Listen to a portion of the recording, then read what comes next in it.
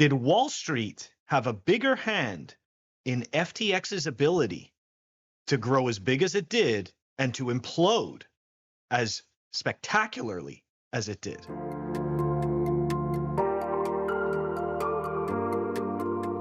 Welcome back, everyone. Hope you all had a great weekend. Of course, there's no shortage of news. It never stops.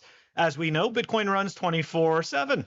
So let's take a look at an article that was dropped January 30th. How did so many Jane Street traders wind up at FTX?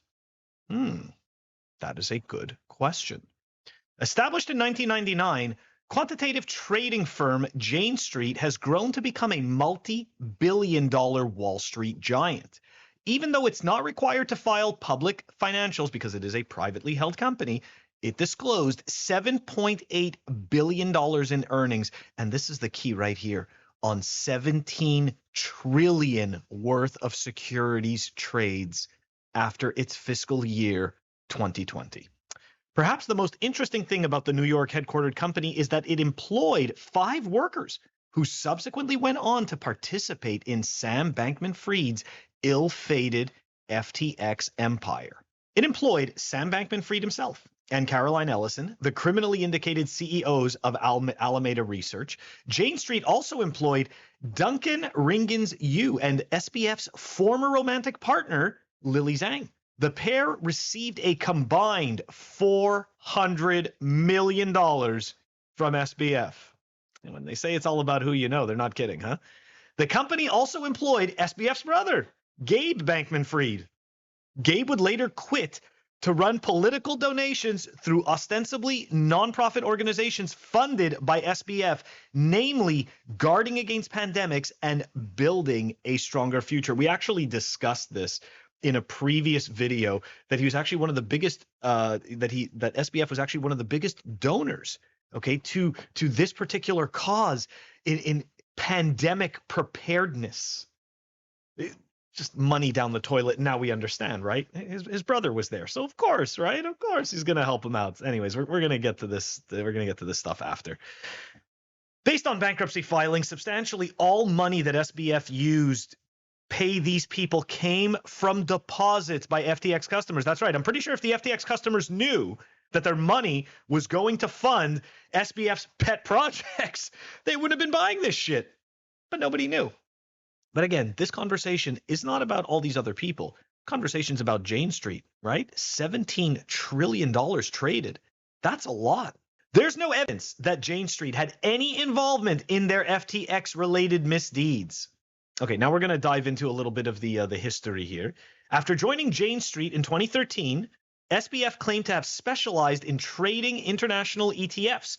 He started as a Jane Street intern and then joined as a full-time trader after college. He maintained close ties with his former co-workers. For example, his brother became a trader, and it's public knowledge that he had romantic relations with at least 2, Lily and Caroline, shortly before the collapse of Bankman-Fried's company. Alameda's research invested another $300 million atop its prior $100 million investment into Bahamas-based Modulo Capital, not to be confused with Brazil's giant conglomerate Modulo. SBF's former Jane Street colleagues, Lily Zhang and Duncan, operated Modulo Capital. Oh, wow. And Sam sent the money. Man. Could have foreseen that.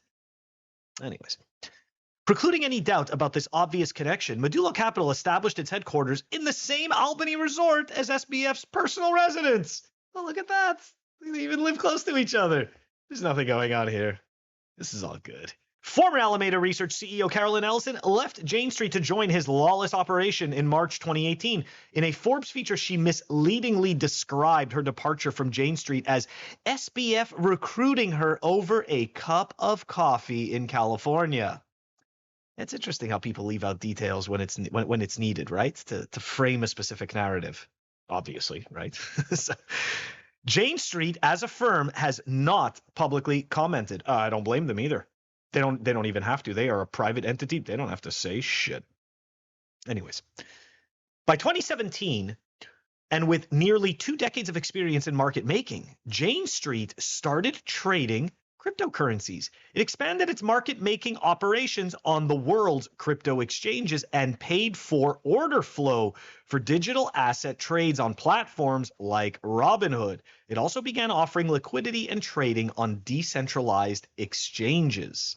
The company doesn't delineate how much money it makes specifically from digital asset trading. It does generate annual and quarterly reports like any other company. However, it limits the visibility of its reports to debt and equity holders, which means it can hide a lot of information. Now, before we continue on, let's just understand what Jane Street really is.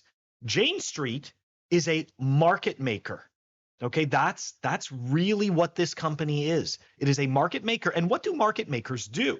Well, let's go. We're going to take a look right over here at Investopedia. Market maker, a firm or individual who actively quotes two-sided markets in a particular security, providing bids and offers known as asks, along with the market size of each. Now look.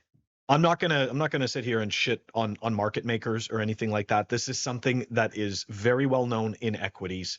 Market makers are it's accepted, right? You essentially you need an entity or a person to create this initial liquidity for the trading to start taking place. And as the market matures, essentially the market maker kind of has less and less to do as the market itself begins to take shape. Now, granted, it doesn't mean that these market makers are not always there, always offering a minimum bid and ask. We're not going to speculate on that, but very important is this, okay? Jane Street traded since 2020 over $17 trillion worth of assets. Now, they are a pretty massive market maker. So it's incredibly helpful. It was incredibly helpful for FTX to have Jane Street because they were able to help create a market. To me, this is a perception game. So we have this massive market maker which helps create liquidity. And not only does it help create liquidity, but it also helps to create the narrative of trust. Right? Because you see this big player that's been around for years, that's respected amongst all the Wall Street firms.